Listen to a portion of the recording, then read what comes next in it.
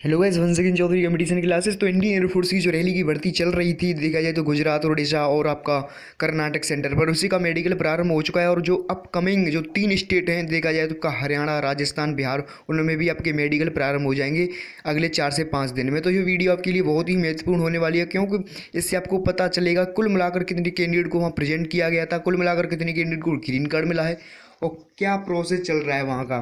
तो यह गुजरात का रिव्यू है जो कि मुंबई सेंटर पर हुआ था। तो जो भी कैंडिडेट चैनल पर पहली बार विजिट कर रहे हैं तो चैनल को सब्सक्राइब कर लें, और साथ साथ में जो अपना रिव्यू शेयर करना चाहता है तो अपना रिव्यू शेयर भी कर सकता है, जहाँ से आप मेरा व्हाट्सएप नंबर भी नोट डाउन कर सकते हैं 7505824522। तो चलते हैं गुजरात सेंटर पर। तो कुल मिलाकर आप यहाँ से देख सकते हैं रिपोर्टिंग कैंडिडेट 45। तो कुल मिलाकर 45 कैंडिडेट की वहाँ रिपोर्टिंग थी, जैसा कि प्रत्येक दिन each and every days 45 candidate reporting करते हैं। उसमें से 2 कैंडिडेट ऐसे रहे थे कि जो कि एफिशिएंट रहे थे। कुल मिलाकर 43 कैंडिडेट वहाँ प्रेजेंट हुए थे मुंबई सेंटर पर। तो आगे चलते हैं। सबसे पहले मैं आपको बता चुका हूँ कि आपका पहले वहाँ टेम्परेचर ही चेक किया जाएगा कि कहीं आपका टेम्परेचर अप डाउन तो नहीं है, आपको किसी भी प्रॉब्लम का बॉडी फेस तो नहीं कर रही है। तो सबसे उसके बाद आपका हैंड सैनिटाइजर किया गया। तो जब आपके 43 कैंडिडेट थे तो उनको 3 ग्रुपों में बांट दिया गया था। एक ग्रुप में आपके 14, फिर 14, और एक ग्रुप में आपके 15 कैंडिडेट रखे गए थे, और प्रत्येक ग्रुप को अलग अलग मेडिकल प्रोसेस के लिए भेज दिया गया था। लाइक ऐसा फर्स्ट ग्रुप को ब्लड यूरिन के लिए, सेकंड ग्रुप को ईसीजी के लिए, वही आपका जो तीसरा ग्रुप था उसको आपका ईएनटी के लिए। तो आपस में ये ऐसे ही प्रोसेस चलता रहता है। जब ये कैंडिडेट ब्लड और यूरिन टेस्ट करा लेते हैं तो ये ईसीजी में चले जाते हैं, और ईसीजी वाले ईएनटी में चले जाते हैं। तो इस प्रकार आपस में एक्सचेंज होते रहते हैं और आपका मेडिकल प्रोसेस चलता रहता है। इस वजह से वह ग्रुप भी बनाते हैं कि आराम से आपका मेडिकल प्रोसेस हो भी जाए। तो आप यहाँ से देख सकते हैं जितने भी इनके मेडिकल थे सब चेक किए गए, और कुछ आपका एक्सरसाइज भी कराई जाती है, आपका जंपिंग टाइप की, और कहीं कहीं किसी सेंटर पर तो आपका पुशअप भी करा ली जाती हैं। तो आपको पंजों के बल उछलाया जाता है, वहाँ देखा जाए तो जंप कराई जाती है। आपका यहाँ से देख सकते हैं height, weight, X ray, knock knee, hand vein, flat feet, स्वीट फॉर्म। तो ये कॉमन पॉइंट हैं जो कि आपके डेफिनेटली वहाँ चेक ही होने वाले हैं। आपका बीपी में हाइपोटेंशन एंड हाइपरटेंशन ये चेक किया है। आपका हैंड वेन 15 डिग्री से ज़्यादा तो नहीं है। आपका नॉकनी, आपके जो पैर हैं आपस में उनके जो घुटने आपस में भिड़ते तो नहीं है। फ्लैट फीट, आपका जो नीचे वाला पैर है फ्लैट तो नहीं है। आपका वेट ज़्यादा तो नहीं है अकॉर्डिंग टू हाइट। तो ये सब कुछ आपके मेडिकल पॉइंट चेक किए गए थे। उसके बाद आपका प्राइवेट पार्ट में आपका पाइल्स, हाइड्रोसेल और आपका देखा जाए तो हर्निया वगैरह, इसमें सब कुछ चेक किया गया था। वहीं आपका हीयर में हियरिंग पावर आपकी 6 मीटर होनी चाहिए, वहीं वैक्स फ्री होना चाहिए, और आपका होल भी नहीं होना चाहिए किसी भी प्रकार। आपको प्रत्येक ईयर की जो हियरिंग पावर है वह 6 मीटर डेफिनेटली होनी ही चाहिए। यदि आपकी 6 मीटर नहीं है तो आपको वहाँ मेडिकल पॉइंट दे दिया जाएगा ईयर में।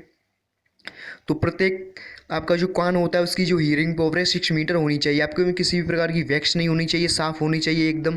जैसा कि जब आपको सेकंड फेज देते हो, जब आप पीएफटी के लिए जाते हो, जब आप जीडी देते हो, तो जब आपको वहाँ जो मेडिकल ऑफिसर हैं इंस्ट्रक्शन भी देते हैं, जब आप मेडिकल देने आओगे तो एकदम सब क्लियर होना चाहिए।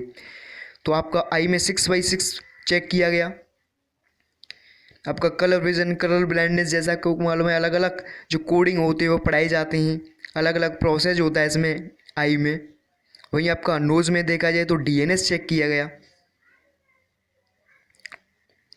और आपका जो जैसा कि आपको मालूम है कि इंडियन एयरफोर्स द्वारा 2 बार आपका ब्लड टेस्ट लिया जाता है, लेकिन इस बार ऐसा देखने को नहीं मिल रहा है। यही चेंज मिला है देखने को इस बार। देखा जाए तो इंडियन एयरफोर्स की जो मेडिकल चल रहा है इस बार, आपका no blood sample take after food, यानी कि आपका 2 बार ब्लड लिया जाता था, लेकिन इस बार केवल एक ही बार आपका ब्लड सैंपल लिया जा रहा है, जैसा कि रिव्यू में देखने को मिला है मुंबई सेंटर से।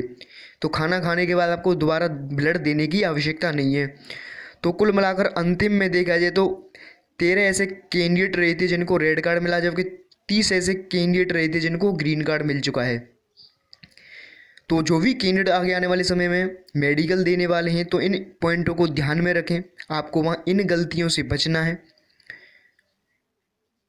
और जिन कैंडिडेट को रेड कार्ड मिल चुका है वो परमानेंटली अभी अनफिट नहीं है, उनको एक और चांस दिया गया है, और उनका जो रीमेडिकल है नवंबर में होने वाला है।